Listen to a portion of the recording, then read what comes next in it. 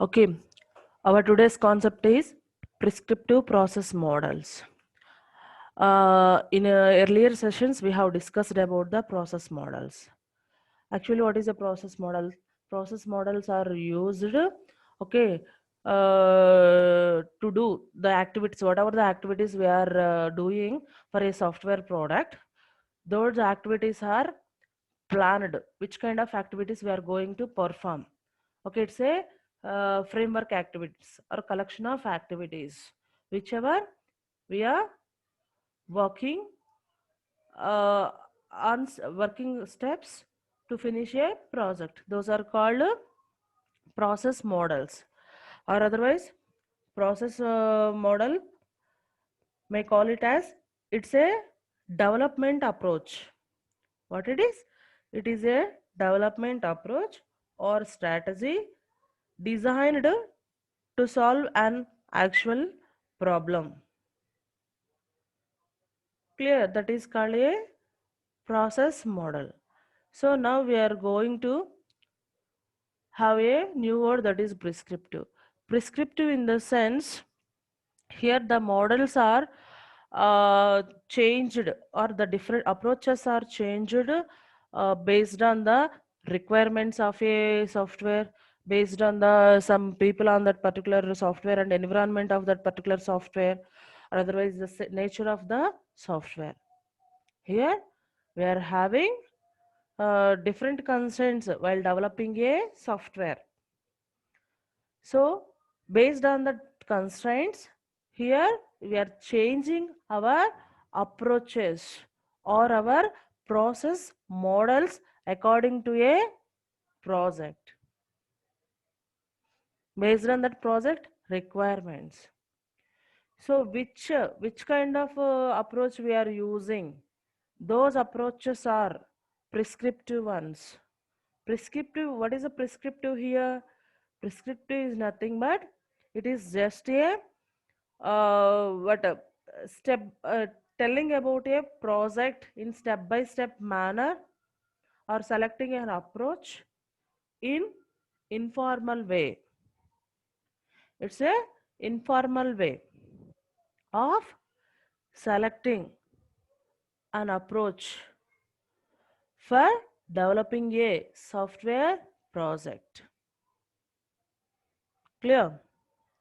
So this is the prescriptive process models. The models are different for each and every software product. Why? Because they may use, okay, they may, that product have different natures. That product has different team members, different working environments. Okay, those activities may be different for existing activities or projects.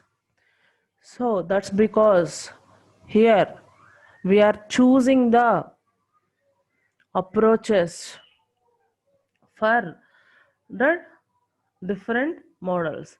So what are the approaches we have? What are the models we have? Process models we have in our software engineering.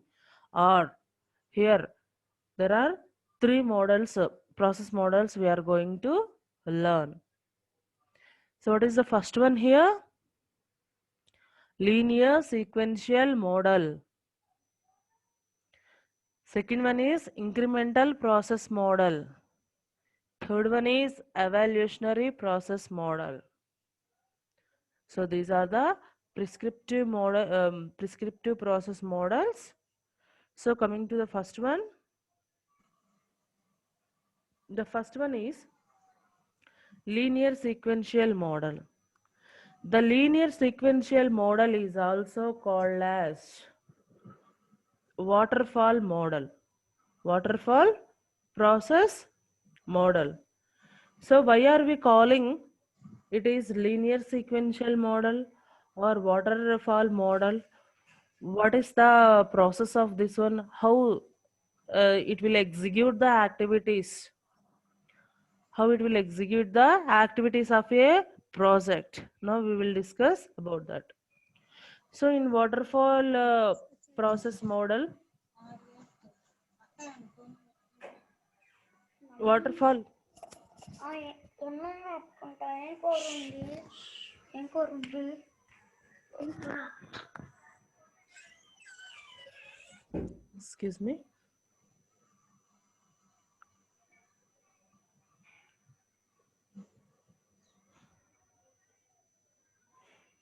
Right. So waterfall process model has 5 steps activity model. So in these 5 steps, the first step is requirements, which means requirements, gathering, analysis and gathering, and also it includes the communication part. So it will take the requirements of that particular project, okay, from a customer, and also it will analysis the real world related to the related to the project, and also needs of that project. So that is a requirements. So after the requirements phase, now we are going to the design phase. In this design phase, so whatever the based on that project, now we are going to implement a design, or it's a blueprint. We are going to draw a model for a project, whichever we are going to develop. So in after this design phase, we are moving into the implementation phase. What we are going to do in this implementation phase, here we are going to perform or get ready a code based on the given design. So whatever the design we have share to this implementation unit phase. So at this phase, the total design is converted or made as a code implementation. So after code developed, it is sent to a next phase, that is called verification phase. Okay, this in this verification phase, whatever the code developed by developers, that is tested, verified whether it is worked upon based upon the user requirements or not. Okay, it will reach the goals of a project for which we are started this one. So that is the verification. After that, we are going for a maintenance. After the total project hand over to a customer, is there any maintenance in future? Also, we are going to address that kind of projects. Clear? So this is about a waterfall model. So waterfall model, in this waterfall model, first of all, we will call this waterfall model is a linear sequential model. Why we have called this one as linear sequential model? The steps are executed linearly, or in sequence. Step 1, step 2, step 3, step 4, step 5, like that sequentially we are executing the activities of a process. Okay, jobs, tasks of a process. So that's why we call it, this model or this method is linear sequential process model. And coming to the second name, that is waterfall model. So waterfall model in the sense, so first of all, after finishing of the this phase, requirements phase only, we are going to start and we are going to develop a design phase. Clear? After completion of the requirements phase only, we are going to develop, or we are going to the second phase of design. After finishing of this design phase itself, then we are moving into the third phase, that is called implementation phase. So here the outcome of a requirement phase is the input to the design phase. The outcome of a design phase is the input to the implementation phase. So like that we are executing this one. And also this one, like a, if you'll observe this one, this outcome is like a water drops. So from requirements phase, if we leave one water drop, that will be fall onto a design phase. At the design phase, okay, if we'll pour or if we'll leave one water drop, and it will be, I mean, it will be poured on some, it will move to the next phase, that is called implementation stage. So whenever if we pour some mug of water on one step, on first step requirement, okay, it will come through second phase. After that, third phase. After that, fourth phase. How the water will fall down step by step from one step to n step. Okay, the water is falling from step 1 to step 1. So like that, here these phases of this process model also will be executed like this. That's why this model is called a waterfall process model. Clear?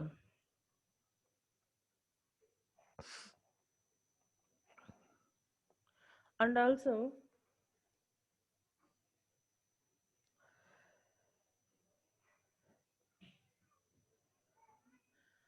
and what are the advantages of, next we will see the what are the advantages of a waterfall model. So first one is, the waterfall model is very simple to implement and also manage. Okay, it is very simple and also manage. Here it is a this software development cycle. It is a waterfall model is a one of the model for software development life cycle. Software development life cycle. Now we are discussing about actually software development life cycle phases. This is first method. If you want to develop a software, so what is the complete life cycle to develop that software? That complete life cycle has 5 phases. So these are the 5 phases, isn't it? So that's why this waterfall process model is one of the SDLC model. Remember this word, software development life cycle method or model. One of the model, this one. By following this one, we are going to develop a software project. It's a complete life cycle for a one software project. Clear? And this waterfall model is a disciplined way of execution of a software project. What is disciplined way? Why we call it as disciplined way? Because it will execute the, okay, it will,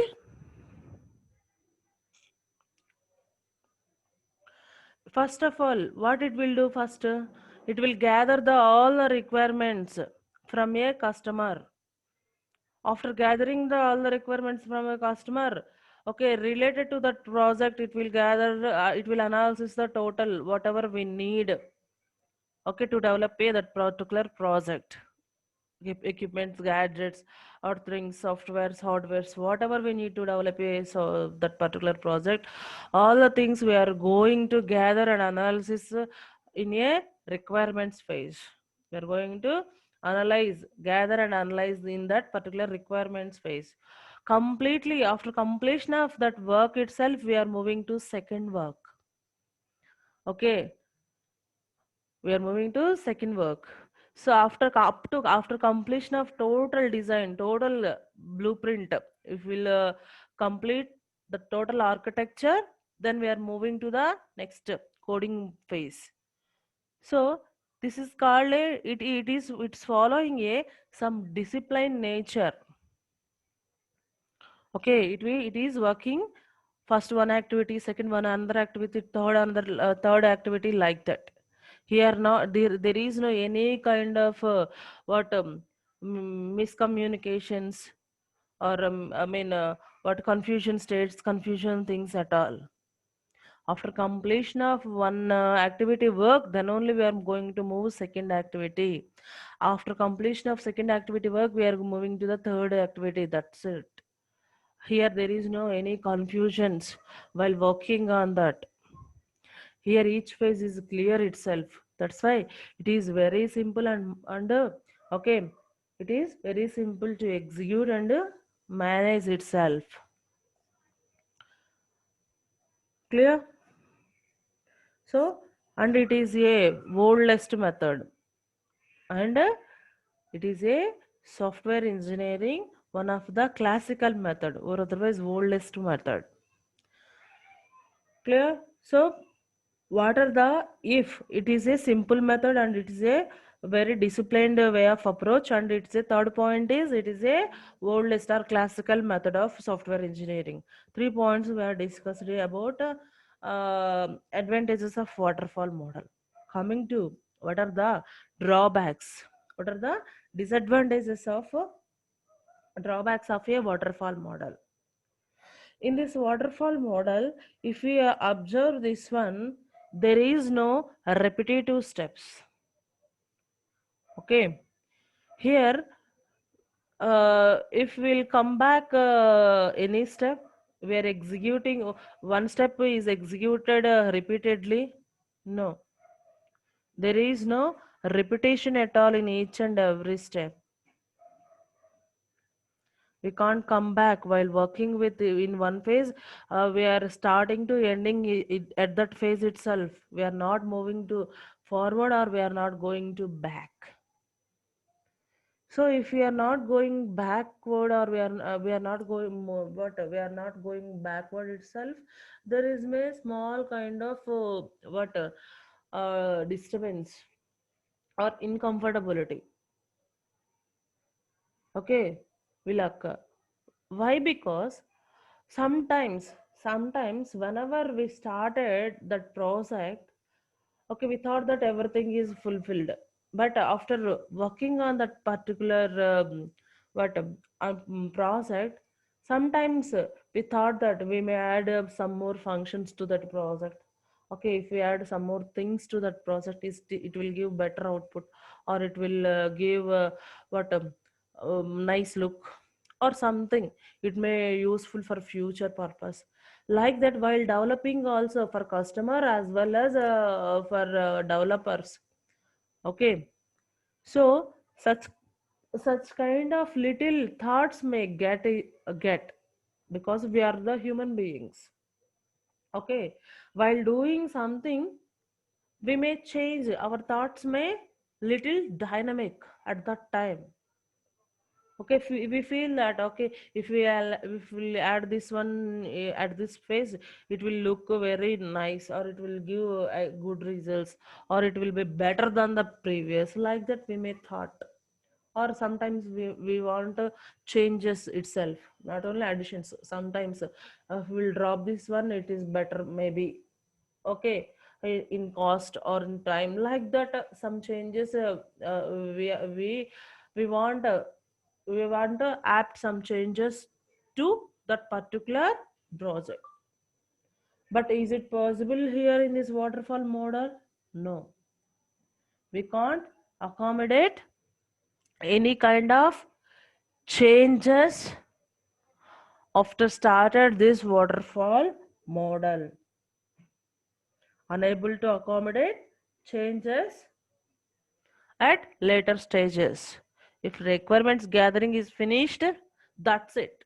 You don't add more requirements, more gadgets, more costlier equipment itself also. Why? Because that phase is finished. We are not look back to that phase. Okay, that is one of the drawback of a waterfall model. Coming to second one, we are unable to accommodate iterations also, isn't it? If suppose we want to repeat the steps after the design or after the implementation phase, once again we are going, if once again we will show that one to a customer, which means at the requirement phase it's impossible to go back, it's impossible to do again requirements phase after the coding phase. Clear? So it is also unable to accommodate the iterations of iterations means multiple times execution of a single phase. Okay, if the single phase is executed more than one time, that is called a iteration. Clear? So here we are not executing, if after coming back from that step, okay, we have finished off that step, we are not going moving to that step. Okay, so here any kind of iterations are not possible to perform. That is a second drawback. And third drawback is there may be a chance to, okay, get delays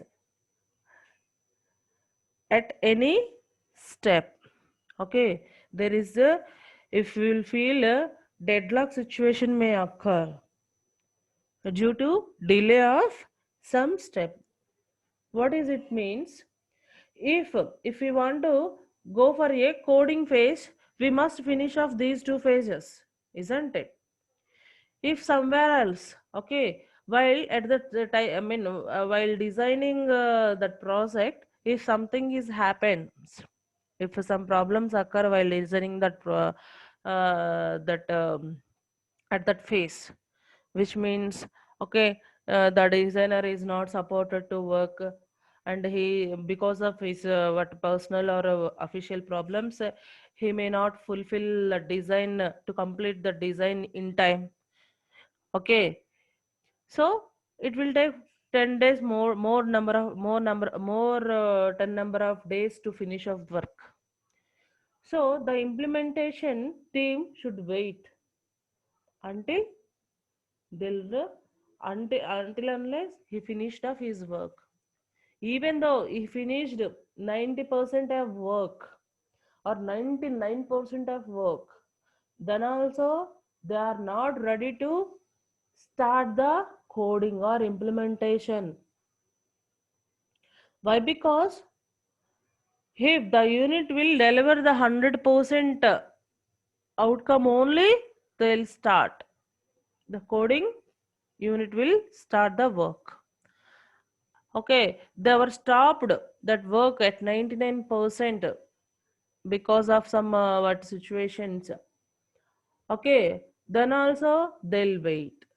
So if one phase will take more number of days means automatically the delay will come to below other levels too. So it is also called as a deadlock situation. If one phase completely finished its work, then only we are going to move to other phase.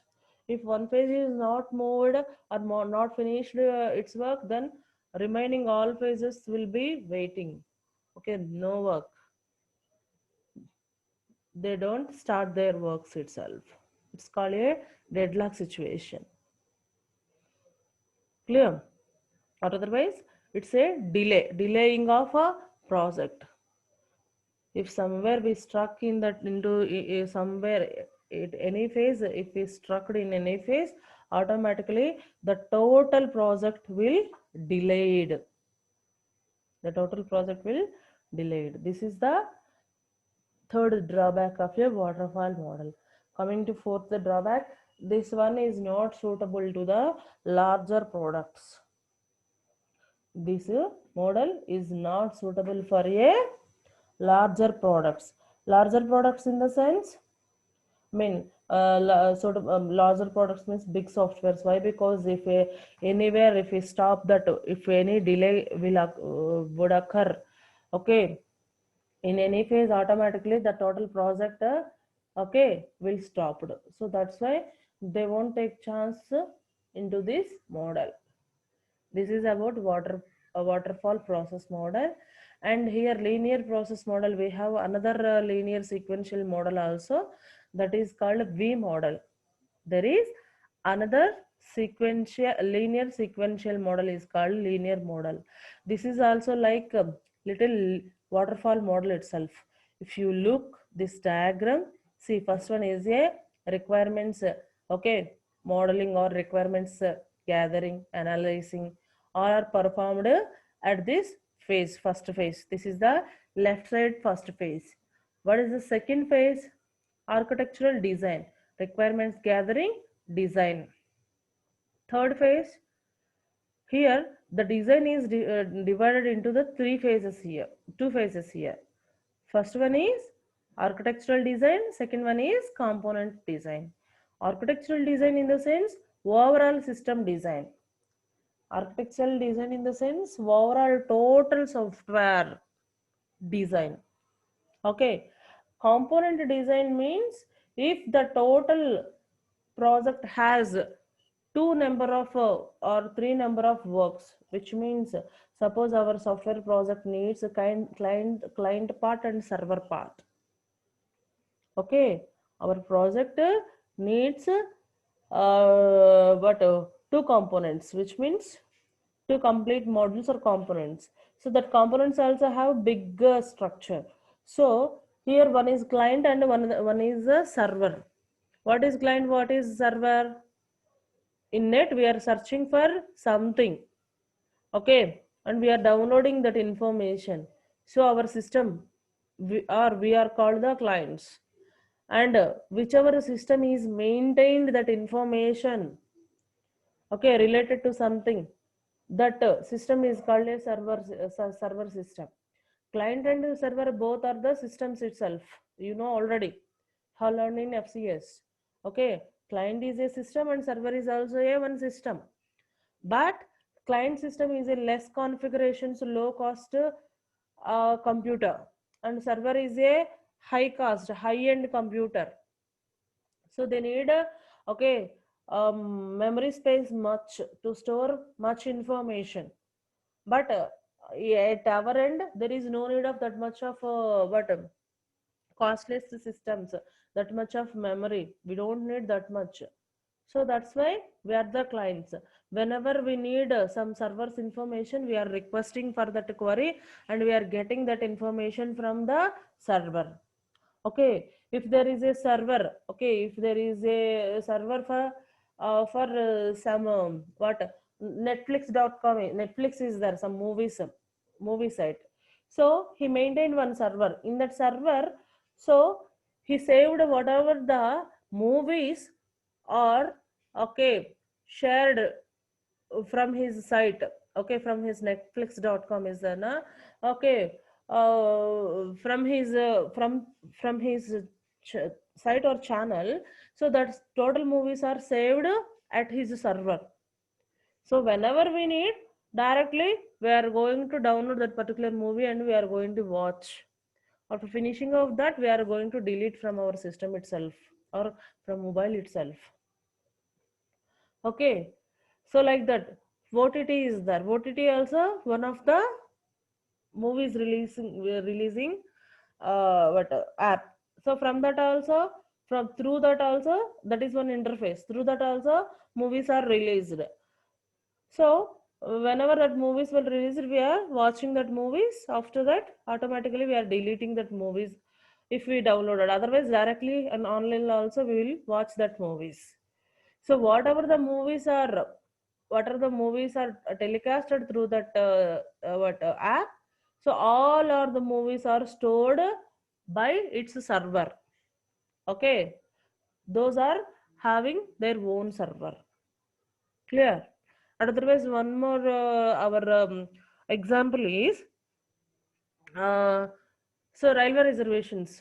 Now, Indian railway reservations, we are performing some reservations on railways. Okay, so if we want some information about some trains, okay, so Indian Railways server maintains so some thousands of rails information, isn't it?